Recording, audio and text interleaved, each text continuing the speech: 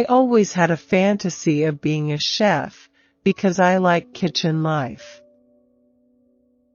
I think that Ionesco's greatest weapon is that he's able to make us laugh at the darkest corners of our souls. Within our culture, every school has a swimming pool. We lived on the coast. People swam in the surf. It's a very sporty nation, and at that particular time, anyone who had an artistic bent was very much an outsider. So if you liked reading or ideas or playing the piano, then your dad viewed you as a sissy, basically.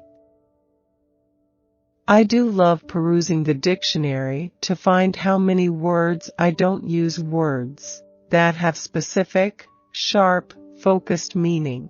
I also love the sound of certain words. I love the sound of the word pom-pom. Einstein was very attracted to Mozart. There's a mathematical, classical structure to the music, and I think he identified with that very strongly. I think there also is a connection between being a genius and a polymath. I guess I've been fortunate in having an ongoing film career while being based in Melbourne. I'm happy to commute. A day on a plane. Come on. It's easy. I knew all about Edward VIII's abdication, George VI becoming the king and having a stammer, but nothing about how he got rid of it. I enjoy roles that involve a task outside of my natural capabilities, for example, playing a number of musical instruments or sword fighting or cutting a suit. You have to look as though you can do it without too much editing. I'm a very amateur scientist. For me, it started with the Mercury space program and onward to the moon, landing in my impressionable adolescent years. It's nice going to work and not having to always get on a plane to do it. There's 4 biggies. There was Elizabeth I, George III, Victoria, and the current Queen, who really dominated 4 eras. This is what happens when you are on the wrong side of 40.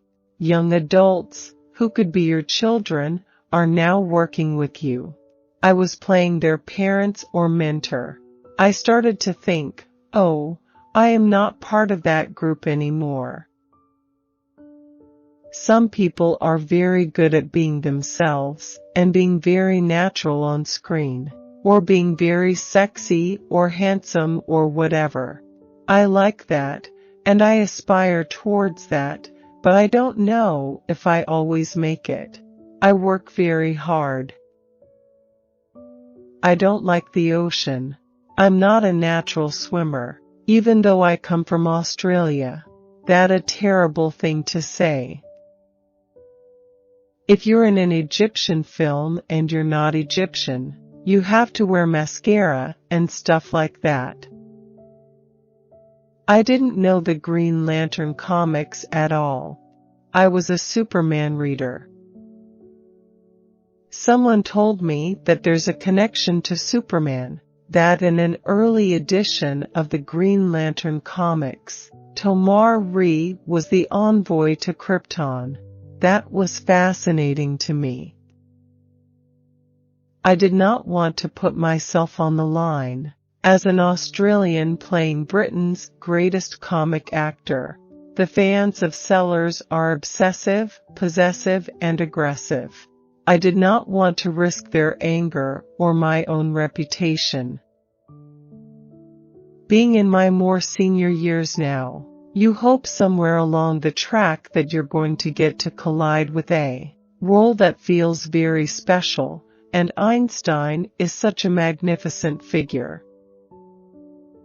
You had to be into sport and, sad to say, I'm a traitor to my country because I don't have a sporting bone in my body.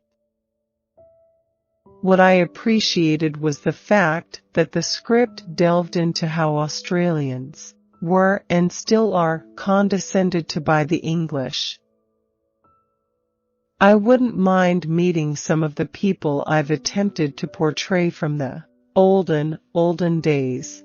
They probably would all have really terrible skin and horrible bad breath, and I'd have to give them an Altoid.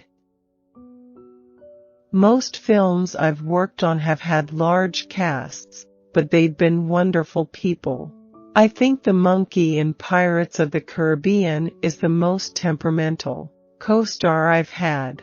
It would throw tantrums like you wouldn't believe. Yeah, well, the F-bomb, it's become as ubiquitous as the word like. People just throw the word like around as punctuation.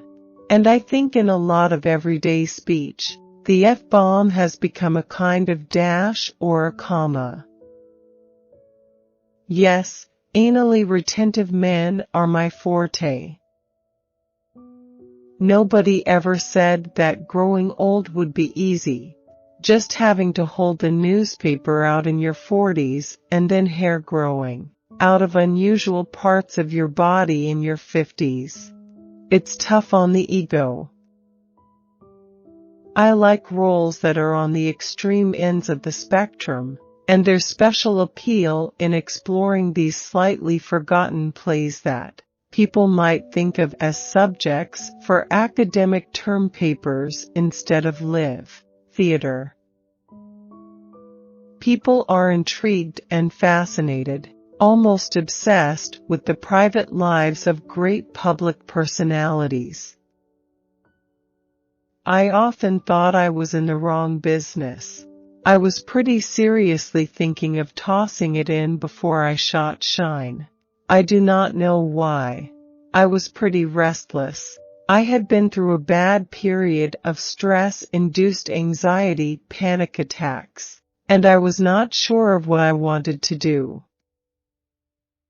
But as my voice coach keeps saying, if we actually spoke the way they imagine the Elizabethan voice might have been, we wouldn't be able to understand it. I was not the young heroic model for Hamlet. I tended to play those characters that orbited around them, the rogues and the ratbags and the idiots and the fools and the clowns that sway the plot somehow from a tangent. My kids started school, so having a strong base in Melbourne has been a key priority. I'm not daunted by the travel.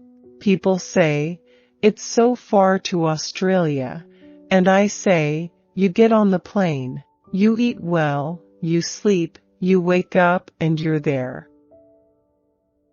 When people come to me and tell me I was terrific in this or that, I do not want to fall flat on my face the next time.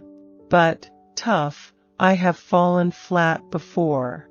You just get up and dust yourself off. I live in Australia, and I am Australian, and because I grew up in an era where we didn't have a film industry, and now we do, it's just really exciting for me to be able to say that I work in my own culture in a medium that I find fascinating.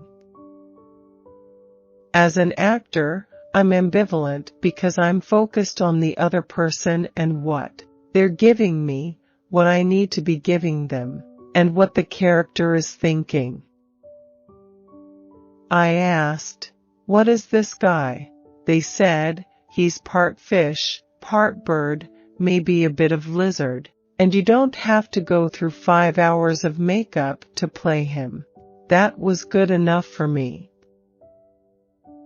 I'm so envious of certain actors that have that natural facility to hear a cadence and the rhythm of an accent, that it goes into their brain and just comes out. Chameleon voices. A huge part of what we do as actors is learning to ignore the camera, as if it's not even there, while simultaneously being very aware of the camera and what it's capturing, because you can give the best performance of your life. But if you do it with the back of your head facing the camera, it's going to get cut from the movie. Sometimes you do feel a script that glows in your hand the moment you start reading it. By page 4 of Shakespeare in Love, I said, I have to be in this movie. They were saying, keep this under your hat, but Jack Sparrow's going to die in the second movie. I went, you're kidding me. The fans are going to go berserk. I die in almost every film I've been in. I dreamt of being an astronomer. I had a series of how and why books on the planets and the stars. At that stage, there were only 14 galaxies. Now there are multiverses, dark matter, the nanomicroscopic world of the interior of atomic structure. It's their story, and I got to be the guy in the back while they were in the foreground. My eye muscles hurt now when I read our MasterCard bill. I always felt thrilled and amazed that I could put actor on my tax form. With Call Me by Your Name, they locked off the camera and let scenes play out in long, wide shots to make them feel almost voyeuristic. I was never a leading man. I've always been in the outer concentric circles in the company, being a character actor, which is a good place to be.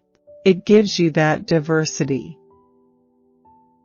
The hero of the Peanuts is Charlie Brown. I play the dog that sleeps on the top of his dog box, who's a philosopher. I'm drawn to that.